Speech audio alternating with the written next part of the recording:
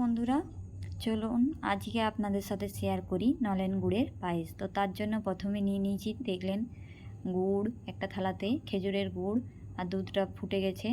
প্রথমে জল দিয়ে জলটা একটু গরম করলাম, তারপরে লিকুইড আমুল ছিল, সেটা আমি ফুল ক্রিম, ওটা আমি 1 কাপ নিয়েছিলাম, ওটা ফুটছে। আর তার মধ্যে দিয়ে দেব গোবিন্দভোগ আতপ চাল, তারপর দেবো কিশমিশ, কাজু, আর আমি নিয়েছি গুড়ের বাতাসা, তাতে কালারটা ভালো আসে।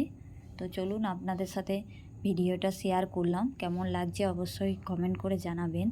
আর এই দেখুন, গুড়টা এবারে অল্প অল্প করে দিতে হবে, কারণ একবারে দিলে দুধটা ফেটে যাওয়ার সম্ভাবনা আছে।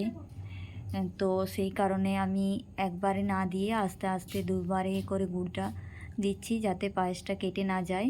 তো দেখুন দেখতে কেমন লাগছে, আশা করি কমেন্টে জানাবেন। বলো।